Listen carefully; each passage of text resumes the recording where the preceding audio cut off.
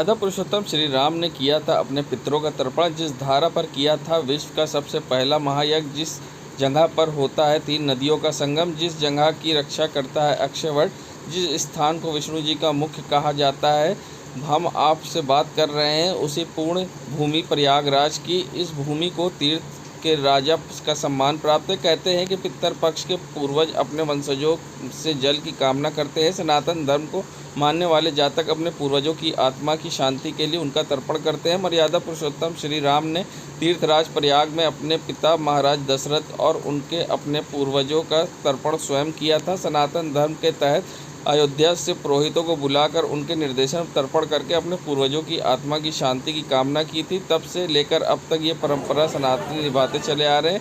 तीर्थ पुरोहित बताते हैं कि मर्यादा पुरुषोत्तम श्री राम ने उन्हें प्रयागराज में बसाया था। दक्षिणा में उन्होंने सोने का नारियल दिया था, तभी से तीर्थ पुरोहित का निशान सोने का नारियल हो गया। क्या कुछ कहना है इस पूरे मामले पर तीर्थ पुरोहित का, आइए सुनाते हैं आपको।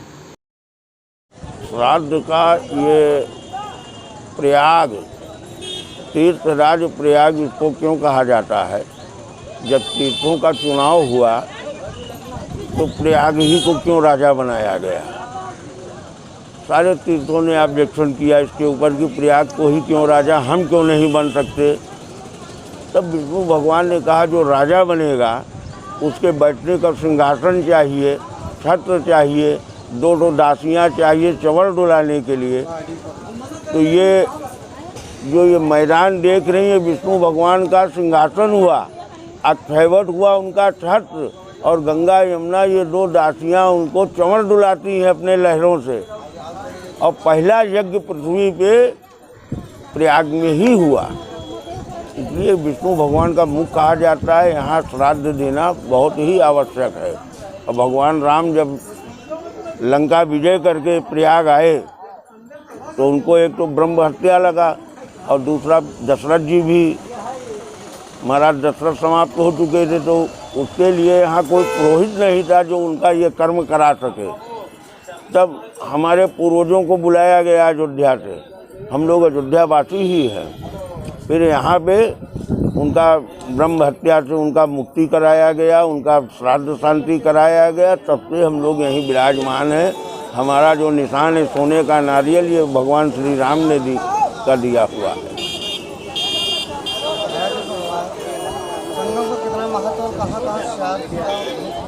श्राद्ध प्रयाग हो गया, ये विष्णु भगवान का मुख हुआ, नाभि हुआ विष्णु भगवान का काशी, और विष्णु चरण हुआ गया, और ब्रह्म कपाली हुआ बद्री नारायण। यहाँ के बद्री नारायण जाएंगे तो ब्रह्म कपाली में भी श्राद्ध देना बहुत जरूरी है।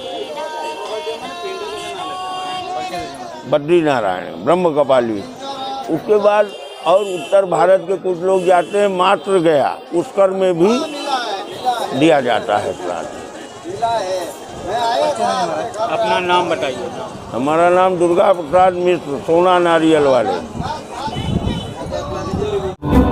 संगम नगरी प्रयागराज में एक वीडियो सोशल मीडिया पर तेजी से वायरल हो रहा है, जिसमें सिविल लाइंस इलाके में ड्राइवर के साथ की गई मारपीट और थाने में तहरीर देने की बात बताई जा रही है। बता दें, आरोप है कि सुनील कुमार उर्फ बग्गा इनकम टैक्स ऑफिस के सामने बाटी चोखा की दुकान लगाता है और गुंडा टैक्स वसूली के मामले पर ड्राइवर के साथ मारपीट करने का आरोप लगाया है। साथ ही टाटा जेस गाड़ी को लेकर बनारस से सिविल लाइंस बस स्टैंड पर पास पहुंचा तो बग्गा ने उससे पैसे मांगे, जिसके बाद ड्राइवर इसात अहमद ने पैसा देने से इनकार कर दिया। तो बग्गा ने उसके साथियों ने मिलकर ड्राइवर के साथ जमकर मारपीट की, जिससे ड्राइवर सिविल लाइन थाने में लिखित तहरीर भी दी है। क्या कुछ कहा है, आइए सुनाते हैं। इलाहाबाद चलते हैं डेली, और वहाँ पे जब पहुँचे इलाहाबाद तो 4 लोग आए, बग्गा और सुमित और विनय और ये मोनू, और ये लोग हम सवारी उतार चुके। तो फिर उसके बाद हम देखे पैसे ले रहे थे हम सवारी से। किस का पैसा? मतलब हम सवारी अपनी भाड़ा ले रहे थे सवारी से। तो वो लोग आए तो हमारे पास जब सवारी हम छोड़ दिए तो आए तो बोलने की पैसा दीजिए। किस चीज़ का पैसा मांग रहे थे लोग? भैया वो लोग डेली हमको परेशान करते हैं, डेली पैसे। क्या परेशान करते हैं? मतलब यहाँ से हम गाड़ी डेली लेके जाते हैं तो कुछ ना कुछ वो लोग मांगते हैं, दारू पीने के लिए और कुछ करने के लिए। वो लोग डेली हमसे मांगते रहते हैं, परेशान करते हैं। तो क्या किया उसके बाद वो हम पैसा देने पे नहीं होता किया, इनकार कर दिया। तो उसने हमारे साथ हाथापाई किया और हमारा गाड़ी ले जाके बाउंड्री के अंदर खड़ा किया। उसके बाद फिर वहाँ पे हमसे पैसा छीना गया उसके बाद बाउंड्री से आप कैसे बाहर आए? बाउंड्री से हम बाहर ही सर, हम प्रशासन को फ़ोन किए, प्रशासन आया हमारे पास। तो वहाँ पे- प्रशासन कौन आया था? हाँ, प्रशासन कौन आया था? थाने प्रशासन- चौकी प्रशासन पुलिस? चौकी इंचार्ज आए थे। कोई कार्रवाई नहीं हुई। हमसे एप्लीकेशन ले लिया गया है, अभी तो कोई कार्रवाई नहीं हुआ है। जब जा रहे हैं तब बोलने की भैया सुबह आइए, शाम को आइए, दोपहर में आइए, 1 घंटा बाद आइए। जा रहे हैं तो कोई वहाँ पे कोई होता दरोगा साहब कोई नहीं मिल पा रहे हैं। संगम नगरी प्रयागराज, जहां प्रदेश सरकार ने बड़ा तोहफा दिया है। एयरपोर्ट से कुंभ मेले में आने वाले किसी भी यात्री को दिक्कत ना हो, इसके लेकर कवायद चल रही है। सेना सेतु निगम और प्रशासन ने चौखटका पर सेना की ज़मीन पर सेना की सहमति से पैमाइश की और लोगों को पुल की सौगात मिलने का रास्ता साफ हो गया है। डिप्टी सीएम केशव प्रसाद मौर्य ने 2021 को इस सेतु का शिलान्यास कर दिया था, लेकिन सेना ने अपनी ज़मीन देने से मना कर दिया था। लेकिन फिर आपसी सामान्य से साल भर की बातचीत के बाद सेना ने अपनी ज़मीन से सेतु का रास्ता दे दिया है। प्रोजेक्ट समन्वयक सुरेंद्र मोहन बताते हैं कि अब सारी बाधाएं दूर हो गई हैं। इस पुल को कुंभ से पहले बना लेने की योजना है, अब इसका काम दुगनी गति से किया जाएगा। ये सूबेदारगंज का रेल ओवर ब्रिज बनाने की तैयारी है, जो कि सीधे कनेक्टिविटी देगा एयरपोर्ट को और कौशाम्बी डिस्ट्रिक्ट को और बांदा को, जिससे कि हमारा जो कुंभ के समय में उधर से आने वाले, वो मध्य प्रदेश को भी कनेक्टिविटी देगा, जिससे कि मध्य प्रदेश और उधर से आने वाले लोग हमारी प्रयागराज की पावन धरती पर आसानी से आ सकें और गंगा स्नान कर सकें और कुंभ में पूर्ण रूप से सम्मिलित हो सकें। उसकी सहूलियत के लिए सरकार, उत्तर प्रदेश सरकार की महायोजना है और कुंभ को महत्ता को देखते हुए इसको जल्दी से जल्दी संपन्न कराने हेतु हम इस ज़मीन की पैमाइश करा रहे हैं। ये सेना की ज़मीन है। हम सेना से हम लोग अनुरोध करेंगे कि हमको ये ज़मीन तत्काल उपलब्ध हस्तांतरित कर दी जाए, जिससे निर्माण कार्य तय समय में पूर्ण हो सके। क्या सेना का सहयोग आपको मिल रहा है? बहुत अच्छा सहयोग, सेना का सहयोग अतुलनीय है।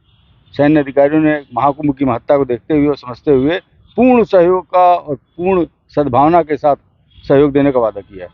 कब तक ये पुल पूरा हो जाएगा? कितनी लंबाई इसकी? लंबाई इस 3 भागों में मिलाकर करीबन ये 1700 मीटर का लंबा पुल है और ये पूरा हम लोग का प्रयास है कि अगर जल्दी जल्दी जिस तरह की कार्रवाई चल रही है, हम इसको कंप्लीट कर लेंगे जून 2024 तक।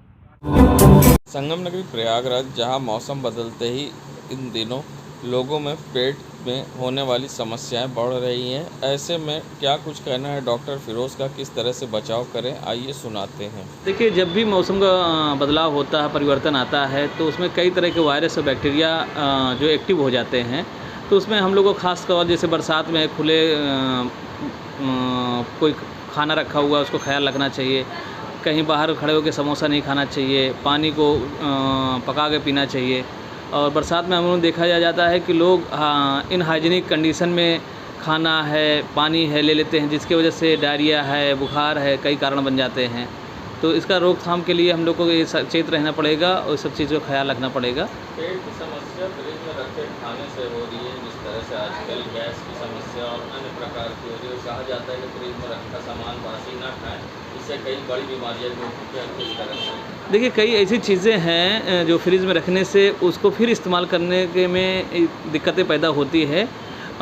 तो कोशिश ये करना चाहिए, काफ़ी प्रिजर्व किया हुआ चीज़ों का इस्तेमाल नहीं करना चाहिए। मुश्किल से अगर कोई चीज़ रखा भी गया है तो सेकंड डे इस्तेमाल कर देना चाहिए। नहीं, कई चीज़ ऐसा भी है कि फ्रिज में रखने से वजह से भी उसमें इन्फेक्शन पैदा होने के डर रहते हैं। जैसे आटा वगैरह भी नहीं रखना चाहिए फ्रिज में, उसका इस्तेमाल नहीं करना चाहिए। गूँथा हुआ आटा हमेशा ताज़ा बनाना चाहिए, ताज़ा खाना चाहिए। नगरी प्रयागराज में आज समाज सेवी महिलाओं ने आज वृक्षारोपण किया है। बता दें, प्रधानमंत्री के जन्मदिन के पखवाड़े पर अभियान चलाकर तरह तरह के कार्यक्रम किए जा रहे हैं। उसी कड़ी में आज राष्ट्रीय सामाजिक सेवा एवं शोध संस्थान की अध्यक्ष डॉक्टर रश्मि शुक्ला द्वारा आज वृक्षारोपण का कार्यक्रम किया गया। रश्मि शुक्ला के नेतृत्व में कई समाज सेवी महिलाओं ने आज वृक्षारोपण किया है और साथ ही लोगों से पेड़ लगाने की अपील की है। क्या कुछ कहा है, आइए सुनाते हैं आपको। आजकल वर्तमान में हम सभी जानते हैं कि प्रधानमंत्री हमारे माननीय श्री नरेंद्र मोदी जी का ये जन्मदिन का पखवाड़ा चल रहा है। उसके अंतर्गत आज हम सब लोगों ने मिलकर महिलाओं ने वृक्षारोपण किया, जिसमें नीम का पेड़ लगाया, आम का पेड़ लगाया। और इस वृक्षारोपण में हम लोग की ये सब महिलाओं की सविनय निवेदन है कि पेड़ अवश्य लगाएं। थैंक गॉड में अजय देवगन फूड बूथ में भगवान चित्रगुप्त की भूमिका निभा रहे हैं, जिसका अब विरोध लगातार हो रहा है। ऐसे में कायस्थ पाठशाला प्रयागराज की ओर से इसका विरोध किया गया और साथ ही जमकर नारेबाजी की गई। साथ ही चौधरी जितेंद्र नाथ सिंह के नेतृत्व में यहाँ इस पर बैन लगाने की मांग की गई है। ऐसे में क्या कुछ कहना है, आइए सुनाते हैं आपको क्या कुछ कहा है थैंक गॉड पिक्चर आज को प्रयागराज लेकर। शहर में अखिल भारतीय कायस्थ महासभा की तत्वाधान में और कायस्थ पाठशाला प्रयाग के संयुक्त तत्वाधान में आज कहते हैं जो थैंक गॉड पिक्चर बॉलीवुड की जो बनी है उसके विरोध में सभी लोगों ने धरना दिया है, कायस्थ समाज के लोगों ने। इस पिक्चर में खासतौर से जो हम लोग के समाज, कायस्थ समाज के जो आराध्य देव हैं, जो हम लोग के पूजनीय हैं, भगवान चित्रगुप्त जी के चित्रण को लेकर के बहुत ही अशोभनीय चित्रण किया गया है और उस अशोभनीय चित्रण के खिलाफ अजय देवगन जी को उनका पात्र बना दिखाया गया है, भगवान जी का पात्र बनाया गया है। किस पोशाक में हैं वो, किस कपड़े में हैं वो और किस तरह से इस पिक्चर में उनका चित्रण हुआ है, ये बहुत ही हम लोग के समाज के लिए बहुत ही समाज बहुत ही देखिए पूरे भारतवर्ष में हर शहर में इसके प्रति विरोध प्रदर्शन हो रहा है कि इस पिक्चर को या तो बैन किया जाए, गवर्नमेंट बैन कराए, या सेंसर बोर्ड इसकी जो उतना पार्ट है जो भगवान चित्रगुप्त जी के ऊपर उसको काटा जाए। इसी के विरोध में आज इलाहाबाद में धरना स्थल पर सिविलाइज में चर्च के सामने वहाँ हम सब लोगों ने मिलकर के धरना दिया और उत्तर प्रदेश सरकार को के जिलाधिकारी महोदय के थ्रू यहाँ पे उनको ज्ञापन दिया गया कि माननीय मुख्यमंत्री जी उत्तर प्रदेश और महामहिम राज्यपाल जी को ये ज्ञापन जो है उनको भेजें तुरंत, ताकि उस ज्ञापन को वो केंद्र सरकार तक भेज सकें और इस पिक्चर को रिलीज़ होने से रोकें। मैं चौधरी जितेंद्र नाथ सिंह अखिल भारतीय कायस्थ महासभा का राष्ट्रीय अध्यक्ष हूँ और कायस्थ पाठशाला प्रयाग का मैं अध्यक्ष हूँ।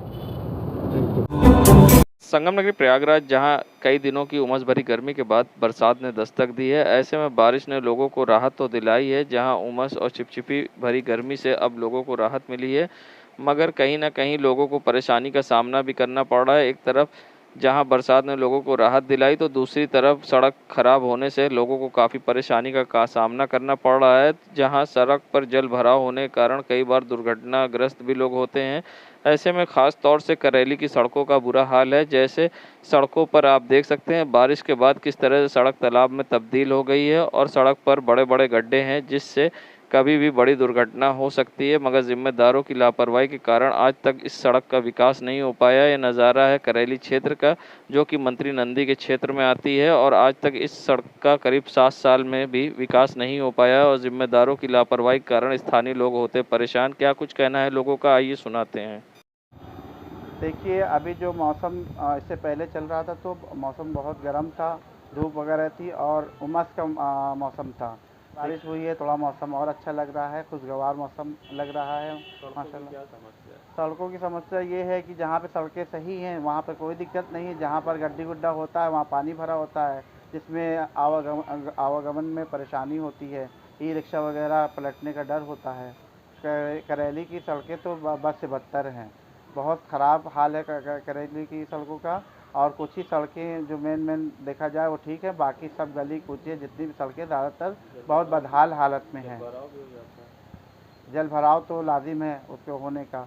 जब पानी गिरेगा और गड्ढी गुड्ढा होगा, सड़कें सही नहीं होंगी तो वहाँ पानी भरना लाजिम है। उसमें जो है चलने वालों को पता नहीं चलता कहाँ पे कितना गड्ढा है, कहाँ पे लेवल है, उसमें लोगों को हताहत होने की आशंका बनी रहती है। मेरा नाम इंतखाब अहमद है। संगम नगरी प्रयागराज में जहां नटवर लालू के खिलाफ आज फोटोग्राफरों ने धरना स्थल पर प्रदर्शन किया और साथ ही कार्रवाई करने की मांग को लेकर और न्याय के लिए यहां पर प्रदर्शन करते हुए बताया कि यहां पर उनके साथ 2 नटवर लालू ने कैमरा किराए पर लिया, जिसके बदले में उन्हें चेक भी दी गई और साथ ही वो नटवर लाल करीब 23 कैमरे लेकर फरार हो गए। जहां ओम दुबे और नरेंद्र दुबे के खिलाफ कई फोटोग्राफर धरना स्थल पुलिस चौकी के पास धरना स्थल पर पहुंचे और जहां हाथों में तख्ती लेकर उन्होंने न्याय की मांग करते हुए राजरूपपुर पुलिस चौकी के खिलाफ नारेबाजी की। साथ ही उनका कहना था कि नरेंद्र दुबे और ओम दुबे उनसे कैमरा किराए पर विश्वास और चेक के माध्यम से ले गए, मगर आज तक कैमरा वापस नहीं आया है और चेक भी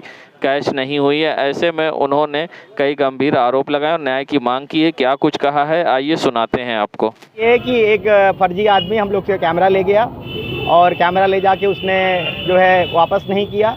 इसके संदर्भ में हमने धूमनगंज चौकी में अपना कंप्लेन लिखवाई और उस कंप्लेन पे अभी तक कोई कार्रवाई नहीं हुई और यहाँ सारे पीड़ित खड़े हैं, जितने हमारे भाई लोग खड़े हैं, और हमें अभी तक न्याय नहीं मिला। कैमरा क्यों ले गया, क्या मामला? वो बहाना करके कैमरा ले गया और एक तरीके से उसने हम लोगों को धमकी दी और धमकी दे के कैमरा किस लिए ले गया?